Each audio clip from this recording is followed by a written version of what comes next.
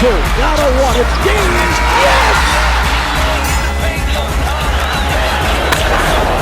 This ball is crushed. MC Cannibal, rap Hannibal. Here to change the game, mainframe, all y'all programmable. Coaching on tracks, balling like a paper like Phil. I'm on BS and real, my rhymes convict and heal. Welcome to the Faithful Fan Show. I'm your host, Tony Cook. I am joined today by Victor Salazar, aka LeBron's most faithful fan. Absolutely. We got little bro Thomas. What up? What up, Thomas? What's good, y'all? What's good? Hey, guys, it's been an exciting week of basketball so far. Playoffs is here. It was looking kind of iffy for the Lakers, game one. But after watching game two yesterday, how do we feel, guys? After it's tied up, do we think this series is going 7? I'm going to start with you, Victor, because you are a LeBron most faithful fan. You are the Laker insider. Let me hear what you got. I think we should wrap it up in 5. Main reason being, I think three is I don't know. I mean, he looks like he's significantly hurt. Oh, like, I thought. So, like, I think if CP3 was around, okay, maybe they get another game, make it 6, maybe even 7. But I mean, you guys saw he only played like half the game. You know, wasn't taking any. So without him out, taking no shots. Yeah. Yeah. So I mean, I think, and I feel like we're catching the rhythm now. So I'd be surprised if we don't wrap it up in 5. Oh wait, so we ain't losing no more. Victor said it's. I think we got it. You know, I don't see why not. So I hear you. Okay, Thomas, how do you feel about this? I feel like we should take it in 5-2, but it might go 6 because I don't know if we could just win another one at their house. But I don't think they're gonna come and take one in LA at all. Yeah. Anthony Davis just literally has to score over 25 points and get over 10 rebounds, and we're gonna win the game, 100%. Yeah, because we saw all of our shooters. Anyone that was a role player was trash yesterday. Honestly. Yeah. Like Kuzma, he's killing me, dog. Oh my god, he doesn't even want to shoot. He needs more PT. Like he shoots better when he plays more. When he's just coming off the bench and playing little minutes, he's not like as efficient. Someone that was playing a lot of minutes that was trash was KCP. I mean, he played good defensively. He's got to handle a lot on defense. So, but just offensively, he's all in his own head, bro. Like, defense, offensively, he literally stopped shooting. There was like 3 times in the game, especially that last case, but there was like 3 other times like he was wide open and he still passed it off because it feel like he don't got it right now. So dog, I could tell when he came out of halftime and he was like kissing the basketball and like praying over the ball. I'm like, bro, just chill, just shoot. You about to miss everything. But I honestly think it's 6. It'll go 6. I can't say 7 after because we blew them out without LeBron James. LeBron James really wasn't even penetrating yesterday. I think he's trying to save. He's trying to. We're lucky he's hitting his 3-pointer because like that's true. In the clutch, he's been hitting that 3. Even against Golden State, he came through in the clutch with the 3. Yeah. But yeah, I think it's about 6. I think Booker might have another game where he goes off and he might drop 45 and steal one. Booker could just go off though. We should let Booker go off. Andre Drummond and Anthony Davis need to dominate the paint and take Aiden out of this game. Like, there's no way Aiden should outplay either one of them. I mean, he's a better scorer than Andre Drummond, but I feel like Andre Drummond is bigger and just more physical, and he needs to dominate. Like, he literally had 10 rebounds in the first half last game, pretty much. He did. He played very 20 rebounds a game then. He did. Victor, I have to ask you, dude. LeBron he's not 100%, right? Is he 100%? No, he's running around and acting, but no, I don't think he's 100%. I think that kind of shows with, like you said, he's not really penetrating into the paint because I think he hasn't completely recovered off of that. And part of me thinks he's trying to save that for the second, third, and championship round, you know? So, I mean, I think obviously he's out there doing what he can, but I don't think if he was 100%, I think we'd be seeing him do a lot more. But I think he's doing just enough that he knows to get through this round. So. Yeah, dude, I think he's saving it for those clutch, but he's saving it all up for that fourth quarter. And he was playing defense too. Him and Anthony Davis was getting 2 steals in the fourth quarter. I feel like LeBron James is like 95%. I feel like he can really get out there and drop 40. You think he's just holding back? You think he's holding back 100%. Yeah. I feel like they have a dude that's like 6'6", 6'7", guarding him. That's 50 pounds less than him. He could literally just run through him every play. But why not? Mikal Bridges or whatever. The game would have been way easier if he just started doing that earlier. But that's what I think he's just saving himself. He's just like you guys are saying. I think he's just saving himself. But I really think he's ready though. Okay. Because I don't know. He was off for a long time. He missed like 30 games. I think he's back in his groove. But something about it yesterday, I realized, he doesn't go to the basket like one time. Maybe in the only in transition he was getting up and getting dunks. Maybe it was Ayton. I don't know.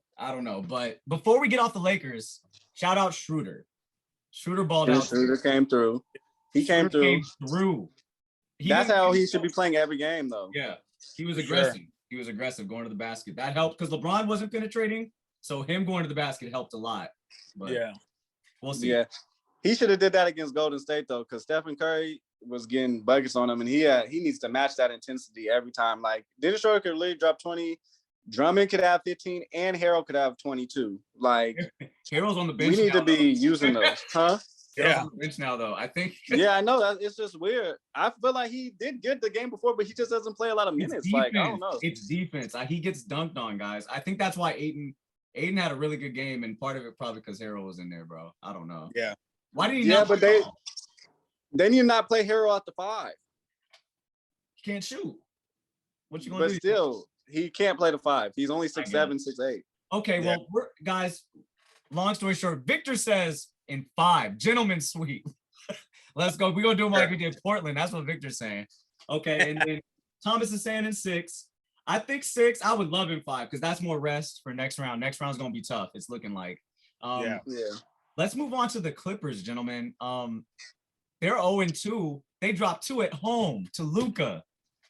Are they done? Thomas. Tell me, are they done? The Clippers don't have to be done. They don't have to be done, but I just don't understand what Kawhi Leonard and Paul George are doing. I don't understand what they're doing. They're not guarding him. They need to be guarding him from when the moment the ball tips off to the end of the game. Either one of them. No, but the NBA is sketched now because even though you're guarding someone, there's so much pick and roll and switches.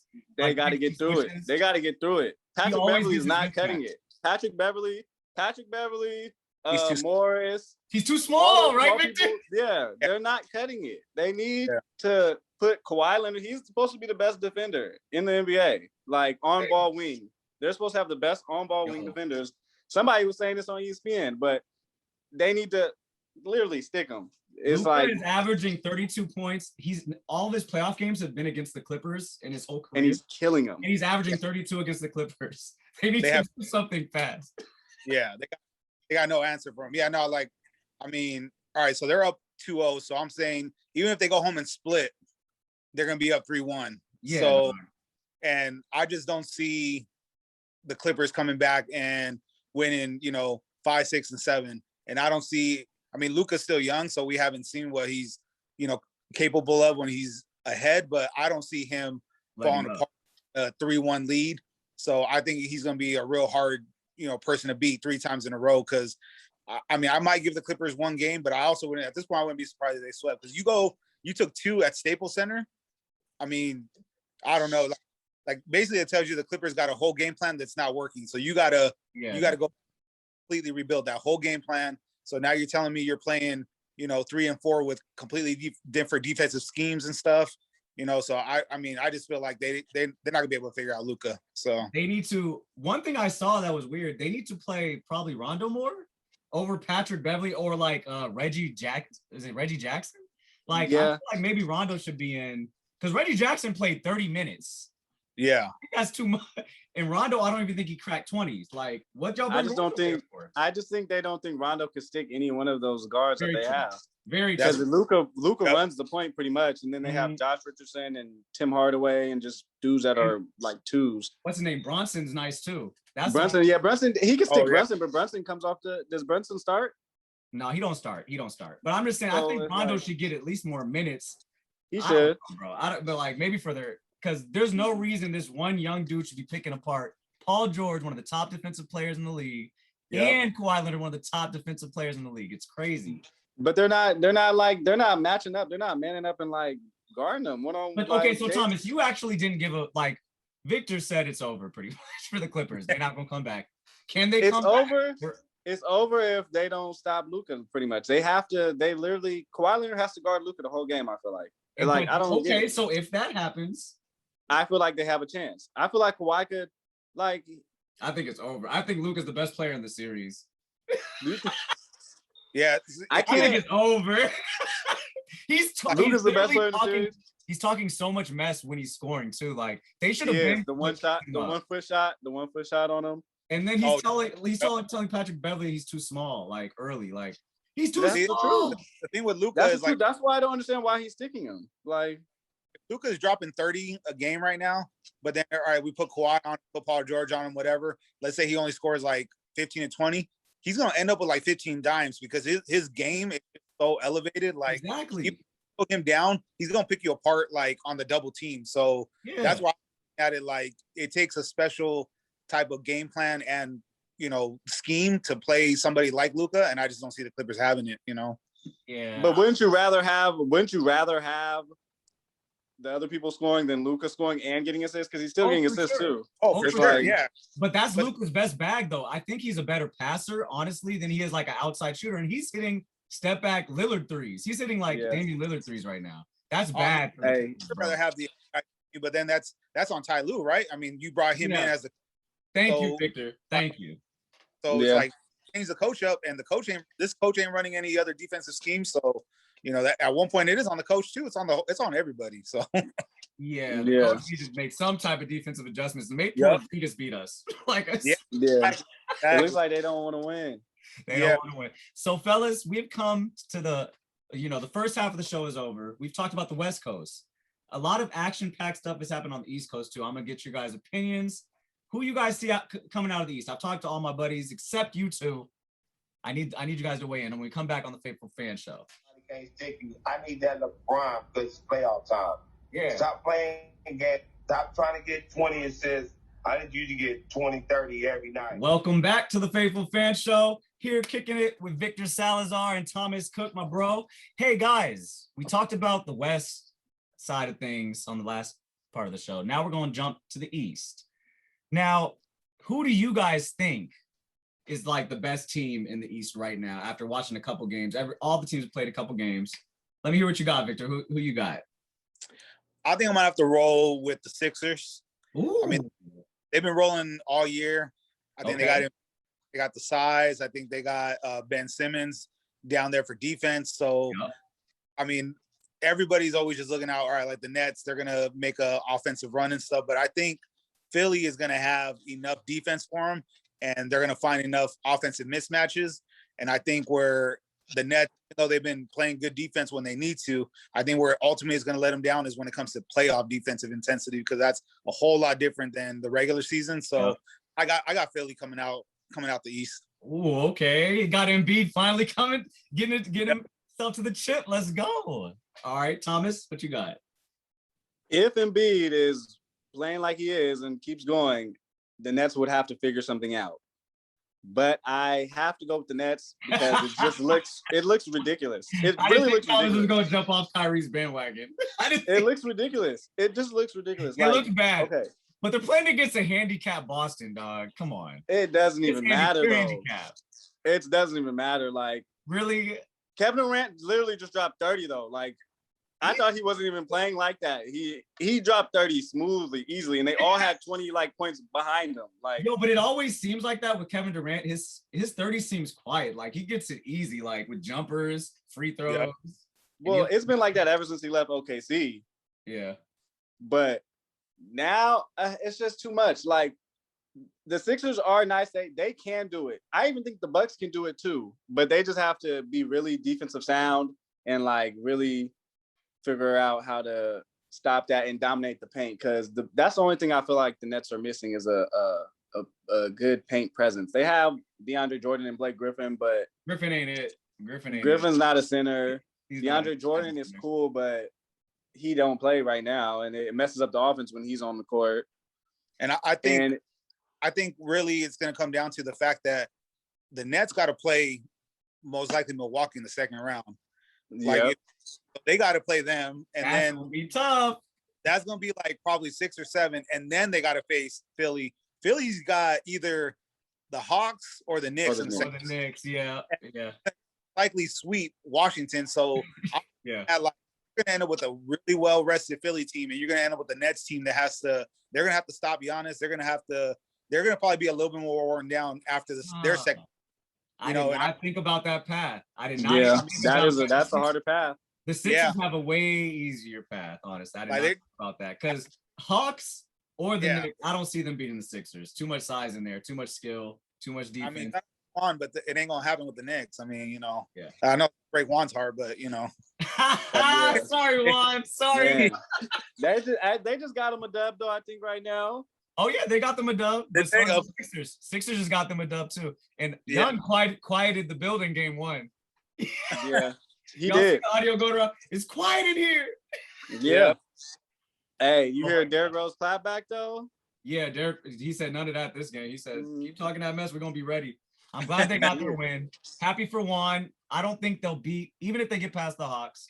Don't think they'll beat the Sixers. Yeah. I honestly got the Bucks coming out. I think they made the right adjustments this year. I think they picked the right players. Like, they look nice. Offense and defense is what you need. He's like, he's right there with Middleton as far as he can do something with the basketball. He can put it on the floor and get a basket. And then they picked up Forbes from the Spurs. That dude's PJ Tucker. PJ Tucker, yeah. And Noah Vonleh. And they got Noah Vonleh. They got a good solid bench and starters too. That'll be a nice test like Victor was talking about for the Nets. That'll be a good test. I don't think the Nets make it out of that one just because of the size. And then they got to go, if they beat them, they got to play the Sixers. So Nets, I don't know, guys. I'm not a fan. I'm not a fan of the big three. I'm not a fan yet either, but I'm lying. It's a joke. I'm a fan of the big three, but I don't want to see him do good. I don't want to see him do good year 1. That's weak. They all can. They're the top 3, like offense. They're in the top 5 offensive players in the NBA, and they all on the same team. What do you mean? But you said. But that's why it comes out. Hey, they gotta, huh? You said they're going to the championship. Well, yeah, because it just looks stupid. They could literally score 90 points. Literally, all of them. They could put up 90 points, just starters. Yeah, for sure. And the Lakers scored 99 yesterday or 2 days ago, whatever, at the game. Like whatever, like what? Dog, the Laker game's been scoring low. That's how you know they playing defense. The Lakers like 103 to 99. Like it's too easy right now in this first round. Boston's just too broken to say. I haven't seen the Nets are balling, but like they're playing against a Boston team that like barely made it. I mean, catch them in the second round, and then maybe I'll have a better opinion. I gotta see what the Nets got against the good. They don't got anything to challenge their weakness. You know what I mean? Like they have no rim protection, no nothing. They don't got nothing. Yeah. Huh? They had Tristan Thompson in the middle. Like that's their center. Watch when they go against Antetokounmpo and Brooks. Yep. Like that's gonna be tough. We'll see what they got in the inside. That's tough inside. That's the only weakness is the inside presence. But if they could outscore like the Warriors, because when the Warriors went small ball and it was we'll see what Harden got. It's all about Harden. If Harden could come through and just be a player, we'll see. But the thing with Harden now, he doesn't have to be clutch in the final moments. He doesn't. That was his big thing. He doesn't have to be clutch. But can he be that like point guard? Like I mean, he has been. Everything. Well, I guess he don't have to. They're just gonna play 1-on-1. The Nets are just gonna play 1-on-1 until they get stopped. So it is. Yeah, we can swing it into the open man. Somebody has to shrink the floor on them. So far, like that's what the playoffs is all about. Yeah. And nobody's been able to do that to the Nets. Well, I mean, they're only playing Boston, but that's why I'm like, I got to see how they go against the Bucks, and then if the Bucks wear them down, then the Sixers gonna be right there ready for them. So there's a lot of good basketball left to play in the East. So it's gonna be interesting. Yeah, the East is definitely more interesting than the West to me now, especially because the Clippers are flopping again right now. So the East looks more exciting. It looks like it's going to get better. If the Lakers get out of here in 5, like Victor's saying, let's go. Because the Suns I was kind of scared of the Suns more so than the Jazz. Maybe we're sleeping on the Jazz. I don't know, but Donovan Mitchell comes back tonight, but the Grizzlies look ferocious. The Grizzlies look like the old school Grizzlies with Zebo and Mark and Conley, even though Conley is on the Jazz, but it's an eyebrow raiser. It's an eyebrow raiser that Donovan Mitchell sat the first game. Like he ain't right then. He's injured. He's injured for sure. That's not good. Yeah. That's not good. I don't know about just tonight because I still feel like he's hurt. Now he got to chase John Moran around. Welcome back. Welcome back. John Moran be moving. Yep. Okay, guys. So we talked about the East. We're gonna end with this last topic. Kwame Brown has been in the news cycle a lot lately. So this is what happened, guys. Y'all watch All the Smoke? That's what it's called. The podcast with Matt Barnes and Steven Jackson. I guess they had Gilbert Arenas, and I guess Gilbert and him were on the same team on the Wizards when Kwame got drafted. So they were kind of shooting on Kwame Brown. And then ever since then, Kwame Brown's been going off on people. And he's about to like get his own podcast. He's just going hard. And I look back on it, Matt Barnes should not be talking mess. Kwame Brown, he wasn't bad, dude. He just was the first pick overall. And he just didn't live up to, like, he wasn't no Shaq. So I want to ask you guys, and what you remember, I don't know, Thomas, this might be a little, you might be a little. No, I remember Kwame Brown. I remember I was what? Yeah, I'm just saying, because, you know, Jordan, he was around when Jordan was owning the Wizards or whatever. Do y'all think Kwame Brown is underrated as a player? I think so. I think he gets crapped on just because the number one stamp. But Victor, how do you feel about that? Well, I mean, from what I remember, because that's the thing, I'm like, I can barely remember his game. That's like, I wasn't looking at Kwame Brown. You know what I mean? Kwame Brown was not. But, I mean, I'm trying to throw him a lob.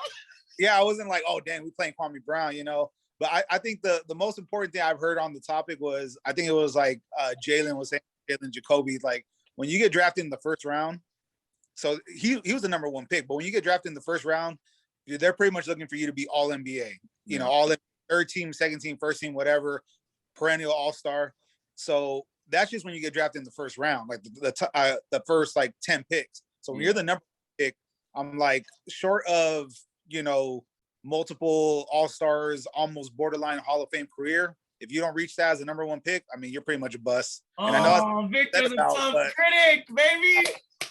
You know, like, but there's other dudes too that have gone number one, and then it's like all of a sudden, like, you fell completely out of the league, like Anthony Bennett, you know. Or number two, Darko Milicic over. That's the thing. Kwame played, I think he had like a 10, 12-year career. That's not. Yeah. I feel like he was still a solid player. I feel like he was still. Thomas, how do you feel about this? I feel like he didn't live up to expectations that he had being the number one pick. If you're the number one pick, you know, you need to be an all-star. You need to elevate the program you're going into. But I mean, he didn't do as bad as some people like Anthony Bennett, Darko Milicic got drafted. There we go. There was worse. Carmelo Anthony, Dwayne Wade, Chris Bosh, and who is Darko Milicic? Where is he at? I mean, he got drafted before Carmelo Anthony. Yeah. And Dwayne Wade and Chris Bosh. Yeah. That whole draft class. That's crazy. Okay, so Victor's got him as a bust. And I agree. Okay. I agree because he was trash with the Lakers too. He was trash. Yeah. He was trash with the Lakers. He was trash with the Lakers. But you know, one really. Oh, go ahead. One thing you got to put out there though is, and it only rarely comes up, is a lot of this weight is on the franchise too. But somewhere somebody, and I remember for a fact, Kwame Brown was co-signed by MJ himself. Yeah. So, you know, but like a lot of times we say, okay, well, this guy didn't turn out to, well, somebody somewhere signed off on like, we need this guy at number one, we need this guy number two, we need this guy number three. And it's always, I mean, like the fact that Jordan went number three, I mean, Hakeem went number one, but what's his name went number two. It's like somewhere somebody was, Jordan ain't it, you know, like. Wow. And now they're just like, no. Yeah. So like at some point too, it's like, we don't know who the scouts are, but somebody's in there making the wrong decision too. So it ain't always on those guys either, but it was Jordan. It was Jordan making the wrong decision. Yeah. And that's a great point, Victor, because think about it. Like Lonzo Ball, he's playing better now. Like he had a better season this year, but he suffers from that too. Think of how much better he would look right now if he wasn't if his dad didn't come on and say he's the next Curry and he maybe went like where he's supposed to go, maybe like 10. He was probably supposed to go like 8, 9, or 10. He looked dope right now. He'd be like a good draft pick, but right now, no, Thomas. Hey, no. Did we pick Lonzo Ball? No, I was just because I was thinking in my head, like we picked Lonzo Ball and there was still like Jason Tatum, Donovan Mitchell. Yep. There was so many people on the table. That hurts. Yeah, it does. But that's what I'm saying. But he got picked there because of height. And Kwame Brown, same kind of thing. There doesn't mean they're bad. It just means whoever picked them was like, oh, he's it. He's it. Magic Johnson. Hey, but we could have picked Jason Tatum, and we could probably still would have picked Lonzo Ball at the pick we picked Kuzma at. Right? We definitely. No, Alonzo would have been gone. He would have been gone. But you think so? like, so the lower the pick you are, the more of a sound franchise you end up at. That's why like the champ picked at like 30 something. So when you're a 20 pick, you end up with a franchise that's gonna groom you, that's been winning. When you're a top 5 pick, it's like your franchise is most likely broken, you know. So it pretty much is. It's like bang or bust for those players. Like you either have to be the truth, or you're probably gonna like too much weight's gonna be put on your shoulders and you're gonna fail. Like, so very interesting. I love the conversation, fellas. I'm glad we wrapped it up that way. Shout out to Kwame, you know, for fighting back. He's been silent all these years. Fight back, Kwame, and attack Victor. Hey, if you want to attack Victor and make my show famous, you know where to add him at. Victor said he was a bust. Man, he's gonna come for you. Kwame gonna come for you. Okay. Hey, thank you, fellas, for joining the show. I appreciate both of you. Do you have anything to say to the fans before we get out of here? Go Lakers. It's all love, Lakers. Lakers gonna win the whole ship. Oh, wait. Victor said Lakers in 5. Lakers gonna win the whole championship back to back. Yep. Back to back, the 3-peat after that, and then we're putting LeBron in front of the Staples Center on the statue. So. Wait, I don't know about all that. I don't know about all that. Wait, what? That's a little too much. Hey, there we have. Hey, from Victor, LeBron's most faithful fan. We hear it right here, guys, on the Faithful Fan Show. Till next time. Dun, dun, dun, dun, dun, dun. Shot so much, man, I think I need a lay. I need a lay in the paint, going hard. I need a lay. So much, man, I think I need a lay. Animal, MC cannibal, rap Hannibal. Here to change the game, mainframe, all y'all programmable. Coaching on tracks, balling like a paper like Phil. I'm obvious if real, my rhymes convict and heal. A world blind, my lies a red pill, real. Ball like I've been here, rookie in his prime. Focus like Jordan the second time. Kobe in playoff times, you know believe when I drop. Call for it, Kalinko in the Blizo spit. Auto like free throws by Ito. Jerk the loose stroke magic. Rhymes over all y'all like Dirk for 2. Rookie in the game, insane, coming for you. GGB the crew.